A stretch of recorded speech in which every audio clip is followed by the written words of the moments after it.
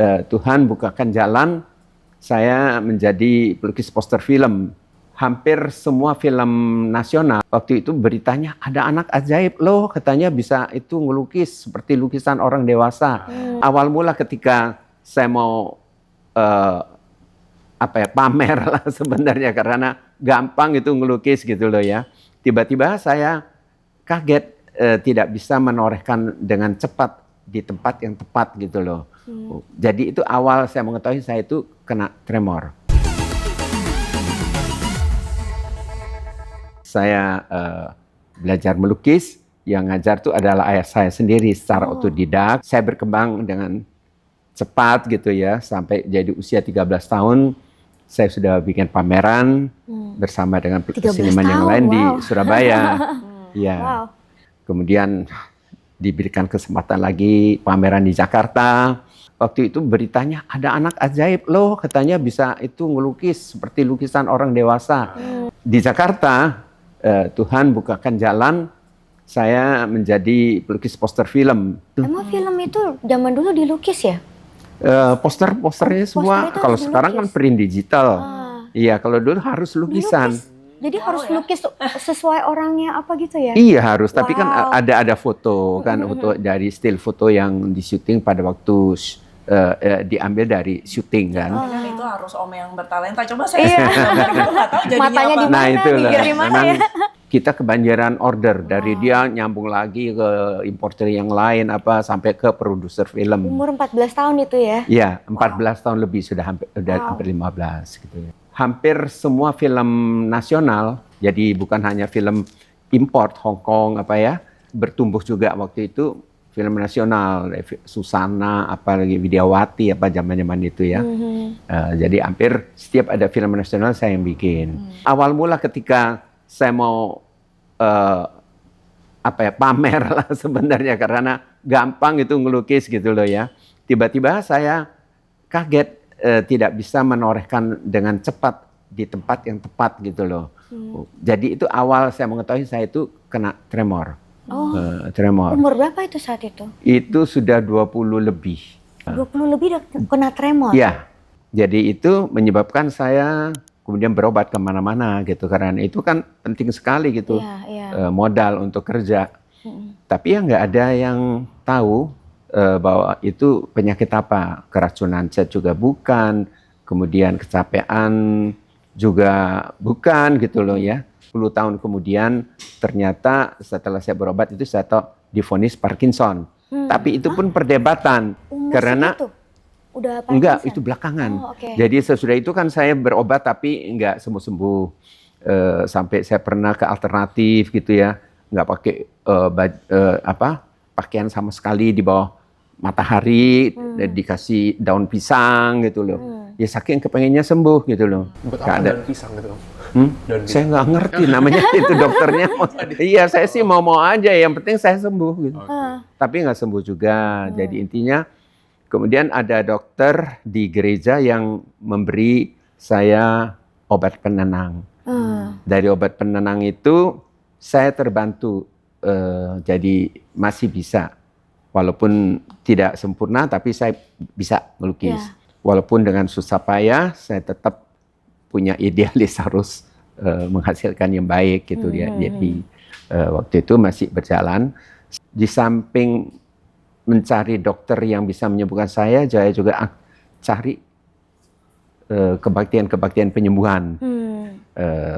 Zaman itu waktu awal karismatik masuk, ada dokter Kendek waktu itu dia minta didoakan. Nah ini yang bikin saya rada kesal sih sebenarnya waktu itu, karena statementnya dari para hamba Tuhan itu bilang percaya saja pasti sembuh. Terus jadi ketika saya nggak sembuh, kamu nggak percaya sih, apa susahnya percaya? Aduh, saya bilang saya kesel banget gitu, udah nggak dapat kesembuhan, saya dihakimin nggak percaya gitu loh ya. Jadi saya kecewa. Masa sih Tuhan tuh begitu maha kuasa, cuman yang geter-geter begini gitu nggak bisa disembuhkan. Saya pernah mengalami hal itu. Sampai saya itu pernah komplain sama Tuhan, kalau memang Tuhan tuh ada, kalau memang Tuhan tuh mengasihi saya, tolong sembuhkan Tuhan. Karena saya menganggap dari sudut pandang saya ini lebih baik gitu loh. Jadi saya lebih lebih merasa lebih pandai dari itu. Sampai bukan tahap doa lagi. Kan memang benar kita boleh mengutarakan keinginan kita pada Tuhan. Ya Bapak, ya Papa, tolong ini anakmu, ini aku pengen gini gitu ya. Tapi saya sampai pada satu tahap bukan lagi doa. Ya. Memaksa, memerintah Tuhan. Mengancam. Ya, jadi pernah itu. Pokoknya begini, saya tuh semalaman saya bertekad mau di kamar mandi doa supaya Tuhan kesian saya ngelihat saya itu ngedeprok di kamar mandi gitu ya. Tuhan supaya Tuhan tahu kalau saya tuh benar-benar pengen sembuh gitu loh. Jadi ya dengan ancaman tadi gitu. Kalau memang Tuhan ada, kalau Tuhan mengasihi saya, tolong sembuhkan Tuhan. Kalau enggak saya mau meninggalin Tuhan, saya nggak mau percaya Tuhan ada. Itu Tuhan diancam sama saya. Ya udah sudah itu kecapean tiap malam tuh cuma doa yang itu aja, minta sembuh. Besok pagi saya bangun, saya cek ini Tuhan sembuhkan saya. Enggak. Tapi ternyata enggak. Nah, tapi apakah saya kemudian sudah jadi ninggalin Tuhan sesuai dengan ancaman saya? Ternyata enggak itu. Jadi Puji saya pikir Tuhan. kalau Itu memang aja sih orang yang penting pilihan Tuhan itu memang kita bisa tetap berpegang pada Tuhan itu anugerah Tuhan. Ya. Kita tetap bisa percaya Tuhan itu iman itu anugerah Ya, Tuhan. benar. Dan kalau diilustrasikan gitu, tangan Tuhan yang perkasa itu yang memegang tangan saya. Kalau saya yang berusaha mau megang tangan Tuhan gitu, bisa terlepas karena kita lemah. Tapi seiring dengan itu juga saya masih terus hadir di persekutuan. Kemudian saya merasa saya perlu menunjukkan iman saya pada Tuhan, tidak tergantung pada obat penenang. Obat penenang sesudah 1 KKR ya, kemudian saya punya tekad untuk membuang obat penenang itu sama sekali. Buang itu 1 mingguan masih nggak ada apa-apa. Tapi kemudian berikutnya itu saya kayak orang sakau. Karena ternyata bisa kayak gitu ya. obat penenang kalau dalam jumlah yang sudah banyak yang sudah dikonsumsi terus, ketika diputus sama aja kayak narkoba kan. Jadi tubuh kita nggak itu menyesuaikan, kaget gitu ya. Ya ini istilah saya nggak tahu tuh. Tapi itulah yang terjadi. Jadi itu saya tuh teriak-teriak kalau malam gitu ya. Ada perasaan yang nggak enak, kesedihan yang saya nggak tahu dari mana, pengen bunuh diri gitu ya. Merasa kalau udah teriak tuh rasanya pelampiasan itu. Saya mengalami seperti itu sampai berapa bulan ya. Sampai kemudian ya saya percaya juga karena dukungan rekan-rekan yang berdoa buat saya lebih baik gitu loh. Sehingga kemudian setahun kemudian dari kondisi itu saya bisa kembali beraktif di gereja, paduan suara apa gitu. Melukis masih jalan terus tapi udah jarang sekali dan karena itu di samping tangan saya terbatas dan membuat proses melukis itu menjadi tidak lagi menyenangkan tapi berat gitu loh untuk melakukannya. Dan juga karena itu sudah pekerjaan yang dari hobi jadi nafkah yang jadi bosan banget gitu loh. Jadi akhirnya saya tidak melukis, tapi pada saat itu memang sudah berpindah tren dari ngelukis, di mana sebelumnya poster film itu gitu ya, kalau tidak dilukis itu tidak serasa poster, tapi seperti stil foto-foto yang dipajang. Tapi sesudah itu beralih dari gaya foto menjadi gaya lukisan menjadi gaya foto. Nah, saya tetap mengerjakan desain itu dengan dengan montase foto-foto itu. Tapi itu sudah sangat berkurang gitu loh ya, berkurang. Kemudian Tuhan menggerakkan saya hasrat untuk menggubah lagu. Dimulai dulu dengan bikin satu grup vokal, di mana grup vokal itu yang kemudian dari satu gereja Gunung Sari menjadi grup Okemen yang kemudian dikenal Jericho Jericho, Vokal Group dulu, kemudian Jericho Ministry. Tahun berapa tuh Pak waktu itu? Itu 80 kalau Tahun iya. 80. Tahun 80. Oke. Jadi saya bisa menuliskan notasinya dan bikin suara duanya, suara tenornya gitu lah. Kemudian saya tuh fokusnya berpindah ke vokal, kesenian, seni vokal dulu. Tidak disangka dapat sambutan gitu. Apalagi waktu itu memang nggak banyak ya itu. Dan dari bentuknya juga ekspresi itu tidak hanya melalui musik dan nyanyi, tapi melalui ekspresi yang lain, ekspresi gerak, teater, ya tari-tarian itu loh. Jadi makanya waktu itu seringkali dikenal Yeriko itu dengan operetnya, opera pendeknya gitu. Kalau ngelihat dari kesaksian ini bahwa Tuhan tuh nggak pernah tahu, mungkin buat kita tuh aduh kenapa saya dikasih tremor, ternyata Tuhan tuh punya rencana bahwa sebenarnya tuh poster itu akan stop, nggak akan dipakai lagi. Jadi betul. Dia ternyata punya mau ngasih tahu bahwa oke, sekarang kita ganti musimnya nih gitu. Iya, dari situ saya lihat penuntunan Tuhan yang sebenarnya dari sebelum itu terjadi dia udah ngasih tahu gitu, tapi ya setelah kita mengerti baru akhirnya kita tahu gitu. Iya, betul. Jadi saya teringat salah satu lagu saya yang sampai saat ini kalau ada orang penghiburan, duka itu selalu dinyanyikan lagu Tangan Tuhan sedang merendah. Tahu ya? Pernah dengar ya? Apa yang kau alami kini mungkin tak dapat Itu ciptaannya Pak engkau mengerti.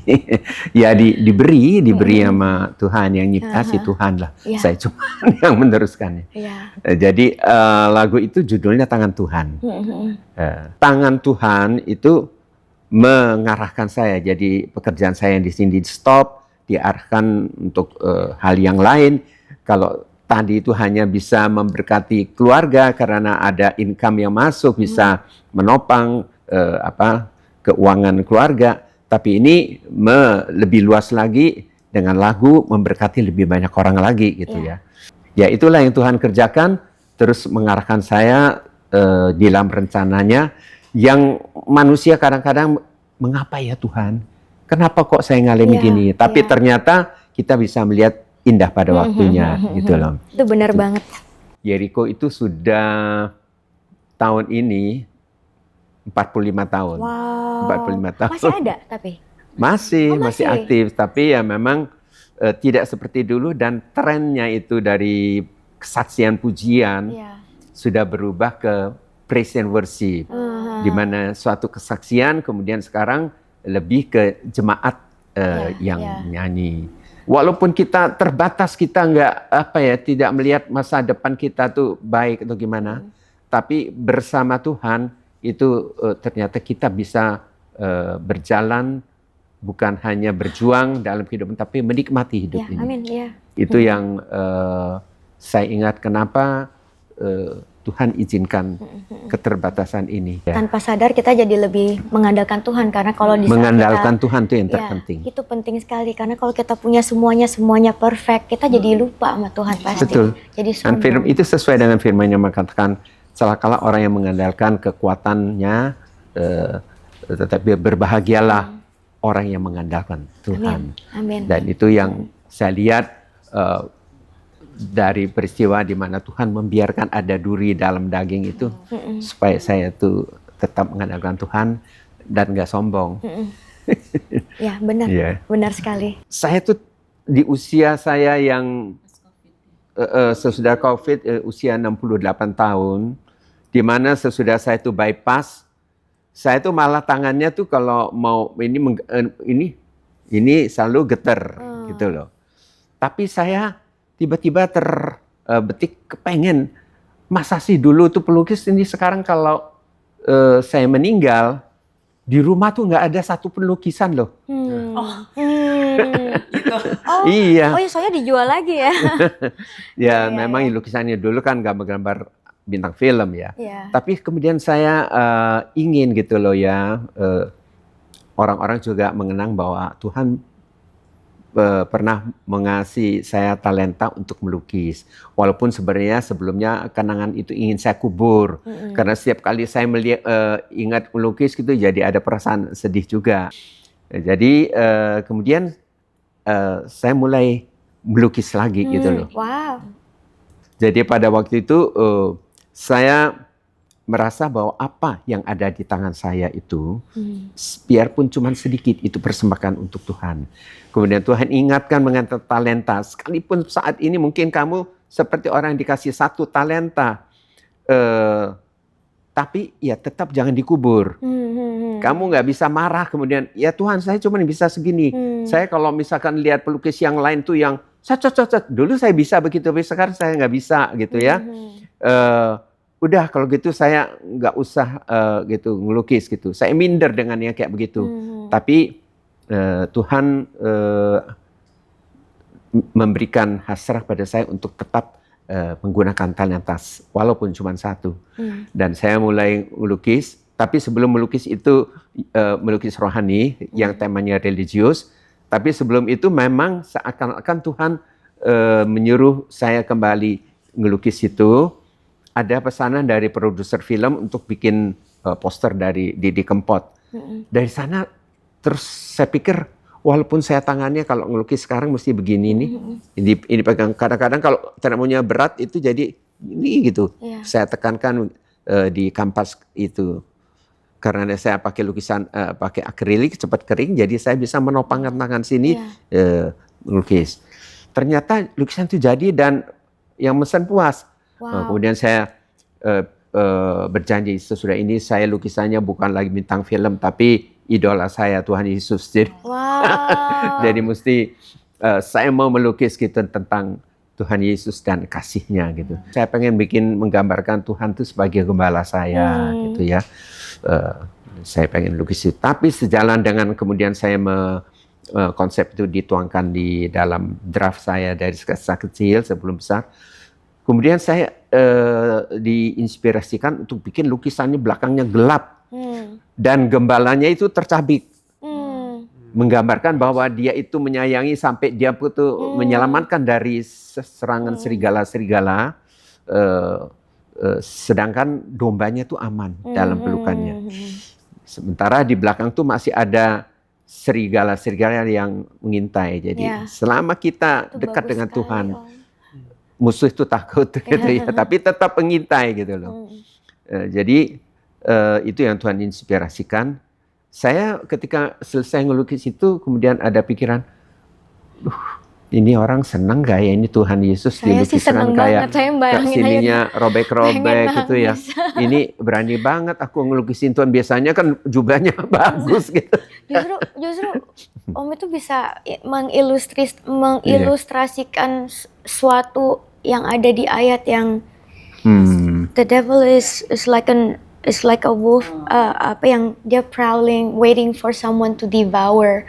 Itu sesuai banget itu. Sesuai banget ya. Dan memang saya sama sekali tidak berpikir bahwa lukisan itu akan banyak yang mau beli, viral apa enggak. Viral nggak Om? Iya, saya sampai baru hari pertama itu diposting di keluarga, terus adik saya Herdin itu posting ke teman-temannya. Masuk Kompasiana. Terus yang orang-orang yang mau beli itu banyak gitu loh, sampai kita ngubungin yang biasa bikin lelang. Tapi karena waktu Covid susah juga ya. Tapi akhirnya ya udah Tuhan kirimkan dari sekian banyak yang mau itu, kemudian kita timbang-timbang sampai ada seorang bilang, masa sih dilelang jadi suatu kesaksian hidup dinilai dengan uang katanya. Oh iya ya benar juga ya. Terus akhirnya ya udahlah saya timbang, ada seorang rekan yang biasa menopang kami dalam pelayanan, bawa kita keluar pulau apa segala, dan dia menginginkan itu lukisan itu, ya udah saya kasihkan dia dan dia apresiasikan kami. Kita kaget juga gitu dengan apresiasi yang segitu. Yaitu yang membuat saya surprise ya. Tuhan memberikan sesuatu yang di luar pemikiran. Saya tuh bisa dari lukisan itu dan kemudian replikasinya bisa sampai 2 tahun gaji. Wow, Tuhan tuh luar Jadi biasa. ya itulah yang sebenarnya membuat kita pikir kalau Tuhan mau memberikan kepada anaknya apa yang dibutuhkan itu macam-macam caranya dan tidak terpikirkan gitu loh. Nggak usah khawatir lagi Iya, tapi memang itu dia nggak bisa jadi pola selalu begitu gitu. Tuhan nanti mengajarkannya Tapi lain sekarang lagi. Om jadi semangat dong. Jadi semangat dong melukis lagi. Iya, sesudah itu kan memang terus wah, jadi semangat. Tapi Tuhan murnikan ke saya, jadi nggak selalu mesti kayak gini nanti dapat banyak dari situ, nggak selalu gitu loh. Thank you ya Pak Hari buat ininya, kesaksiannya biar bisa memberkati orang-orang yang nonton di luar sana. Sangat inspiratif banget. Saya juga berterima kasih Edra Ministry sudah ngundang kami gitu ya. Nah, kesaksian saya ini bisa menginspirasi rekan-rekan tetap bersyukur menjalani kehidupan ketika ada hal-hal yang berat dalam kehidupan yang tidak menyenangkan. Percaya Tuhan itu baik, Dia Bapa yang tahu apa yang terbaik buat anak-anaknya. Yang mau didoakan bisa komen di bawah sini. Thank you guys. Bye. Bye.